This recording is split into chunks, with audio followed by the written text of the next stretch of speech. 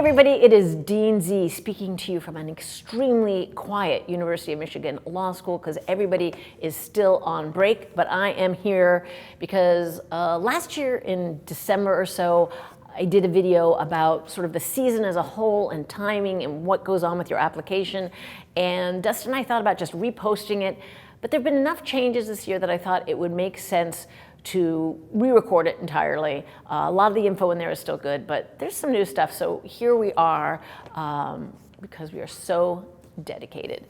So I'm recording this in early January, and the point is to answer the question, what the hell are you people doing with my application? So it's specifically for the people who applied pretty early in the season. So if you applied, say, anytime between the time our application opened and mid-October, I consider that extremely early.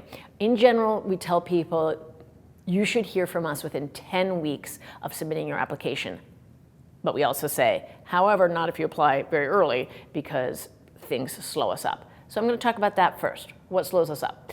First, I am traveling in most of September, all of October, some of November. I am out of town, going to recruiting events and not able to read large volumes of applications, and certainly to make decisions. I'm not really able to start making decisions until end of October. Therefore, our first offers go out traditionally in early November. So even if you are on track to get an offer, the fact is you are probably going to have to wait, most people are going to have to wait more than 10 weeks before I'm able to make you an offer. And then we don't make any denials or wait lists until January. So let me explain how the whole thing works. You know what? I should also pause at this juncture and say, everything I'm saying right now is very specific to Michigan. Often when I'm doing these videos, I'm talking generally about how law schools typically do things. This is a kind of an area that we don't talk about as much. A lot of schools keep this very close to the vest, exactly how they do their decision making. So I don't even know, for some of my closest friends, what they do at their schools. So this is very much specific to Michigan. I suspect that it is similar to what other schools do, or at least some other schools, but I can't know that for sure. And of course, some schools use faculty as part of their process, and that's just a whole different can of worms. Faculty have other jobs besides reading applications, and so when faculty are involved, it inevitably means that it is a somewhat slower process. So just be aware of that. Okay, let's follow 3 different applications through actually just two hypothetical applications, both of whom apply in the first week of September. I have 2 first readers who start working around mid-September, and they have to take a minute to get back up to speed. They've had the summer off. They're not reading applications during the summer, so they go a little slower at first, and typically I ask at the beginning them to read both of them to read every application so that they're sort of able to compare their reactions and sort of make sure that we're doing things consistently. Once things get very hot and heavy, we're a very high volume part of the year, mostly they're just reading each of them is reading an application, not both of them, right? So in the highest volume part of the year, they are able to get through roughly 350 applications per week. I think that's pretty amazing. And then I also get through 350 applications a week on my own. I read a lot faster than they do because I don't have to make notes, they have to make notes. And so it's a lot more speedy for me. And also, I've been doing this 100,000 years, and I know exactly where on the page to look, and it just goes so much more quickly than it did when I was in year 0 through 5, for example. All right, so let's say 2 people apply first week of September. They get read by my first readers, that their notes get to me. I probably don't start looking at I won't be able to look at those notes till about mid-October. And then I'll read on my own and look at their notes, right? Let's say one of them is going to get denied, one of them is going to get admitted. The person who's going to get admitted, that goes in another pile. And then, as I said, we start making offers in November. I go through the pile of people who are slated for offers every week, and I pick out, in November, I pick about 45 people a week to make offers to, about the same number, about 50 a week in December, and then in January, it's about 60 a week. So I always have a little bit of a backlog, right? Like maybe there's 200 people waiting to hear from me, and I can only sign 40 offers a week. There's two reasons why I'm only signing a certain number of letters a week. One is because it takes a long time to sign them, just frankly, right? So I can only sign, at the beginning it's hard to sign more than 40 because I got a lot of other things going on. I'm still traveling, But the other reason I only do a certain number a week is because I like to make sure I'm pacing myself. So the sad fact of the matter is there are people whom I might read in October who I think, ooh, I definitely want to make them an offer. And then as we go through the season, if it is a very competitive season, I might not end up making them an offer. I might change my mind about them because I have so many other people who are also looking great for offers. And so those people end up getting waitlisted. I feel bad even saying that. It's like you come so close and then it all gets yanked away. But that is just how it is, right? And then the other reason we have to pace it is because I feel very, very strongly that it is important that there not be an undue advantage to applying early. We have a rolling process, so we read files in the order in which they are completed, but I just feel like if we get to the last week of February, which is when our application closes, and I no longer have any space to admit anybody, that is like fraudulent. I can't take applications. I have to be careful to make sure I still have room to admit people, right? So if I'm pacing, at the beginning of the year, I say, this is how many I can make every week, and that will get me to the 800 total that I'm gonna make offers to over the course of the season. All right, so that's what's going on with the person who is gonna get admitted. Even if I decide in mid-October that I'm going to admit them, they may not hear from me until January. Like I just made offers this week, and there are people in there who are people who I read way back in October. Okay, then the person who's getting denied, that person will just be, I make a decision, and that person gets set aside, and then we put out a big group of people all at once. We bundle all the denials and the wait lists together and send them out in big waves as opposed to the small waves that we do for the offers. And those are going out in a couple days from after when I'm recording this. So that will be everybody who applied, early on through December, basically, who have already gotten through. And it will be a big group. It will be a particularly big group this year because it is a huge application season.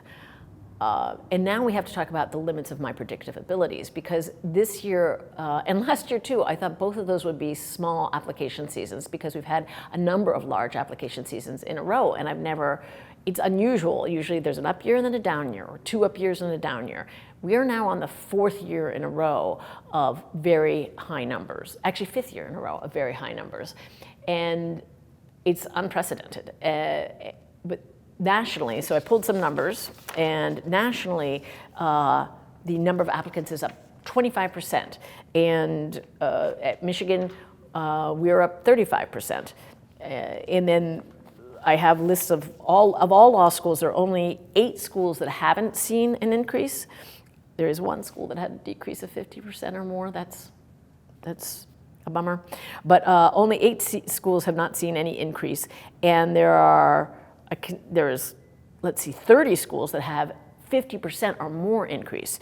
And there are a whole lot of schools that are like Michigan, where somewhere between 20 and 40% increase. That's 125 or so schools that have between 20 and 40%.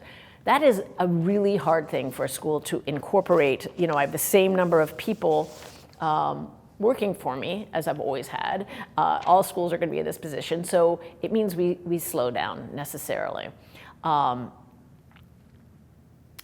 it also means each group of denies rather, or waitlists is going to be larger than typical.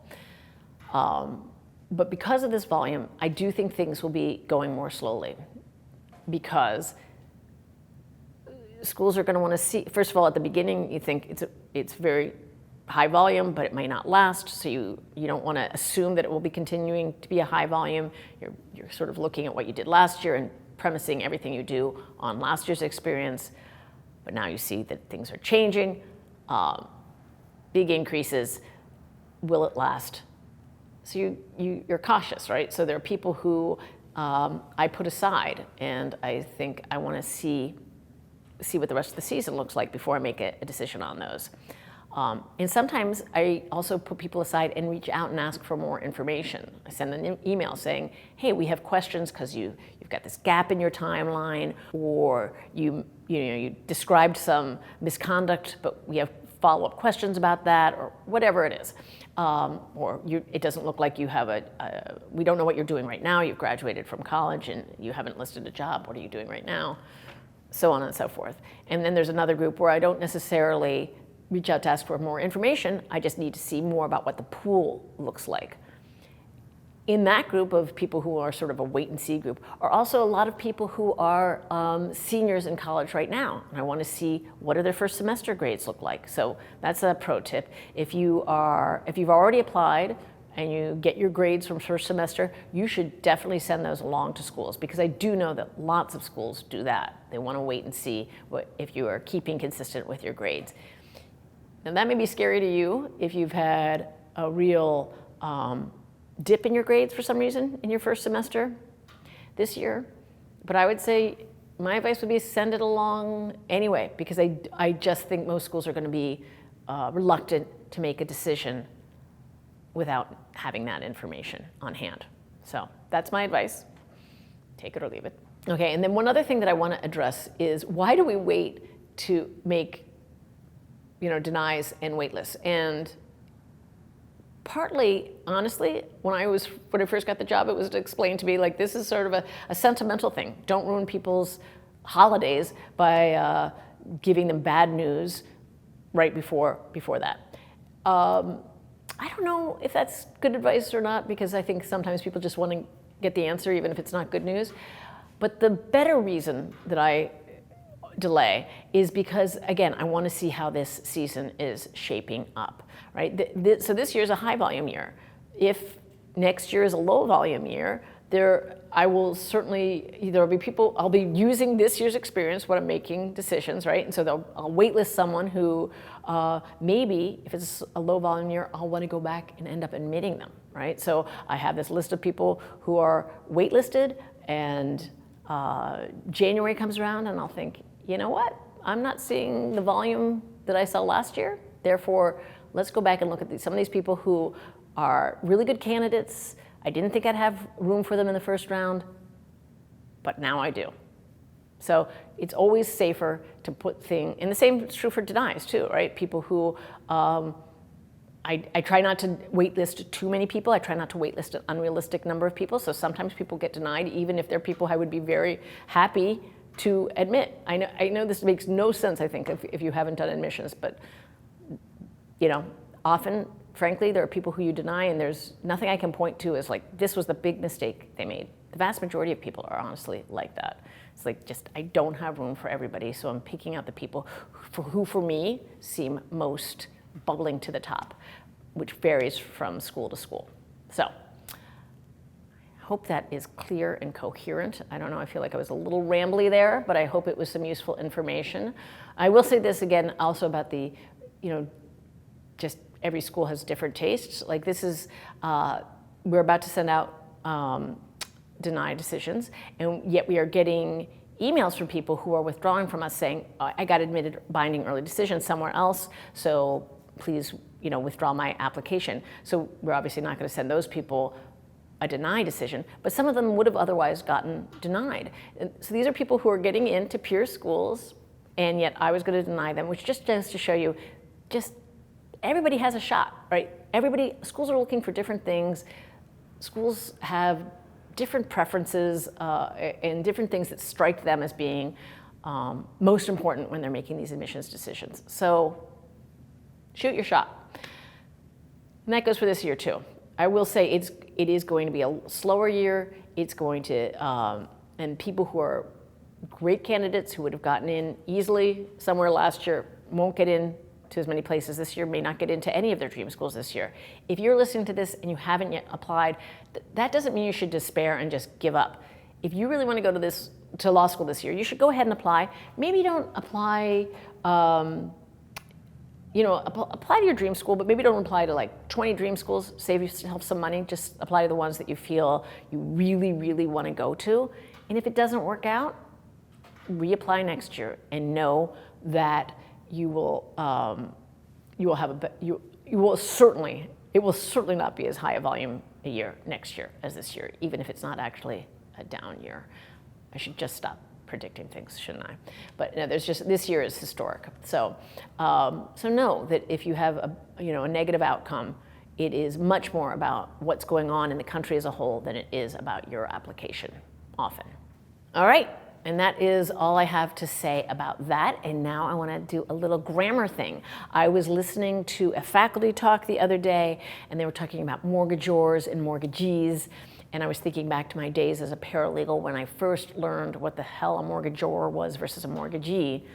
And it all has to do with that ending of the EE or the OR. And it's a very law thing, so it's grammar that is law specific. Looking online to get you this, make sure I get it right. All right, I like this definition. The gist of it is that OR is the giver and EE is the receiver. So when you're talking about a mortgage, which is the loan documentation on real property, the mortgagee is the bank, right? That's the person, the entity that is getting the mortgage. And you, the person who is getting the money, you're the mortgagor. And it feels backwards. I feel like it sounds like mortgagor should be the bank. I don't know why I feel that way. But anyway, just think of that. So EE means you're receiving something, OR means you are giving something. So try and file that away for next time you see mortgagor and mortgagee, or whatever it is, donee and donor, for example, etc. All right, that's all I have to say. I know we haven't been doing many videos. Blame it on the high volume. I literally have been spending all my spare time reading. It is crazy, and I appreciate your patience. My only solace is that I know you are having to show patience for all schools, that this is not a Michigan-specific problem. And one more thing for my friends watching this on TikTok.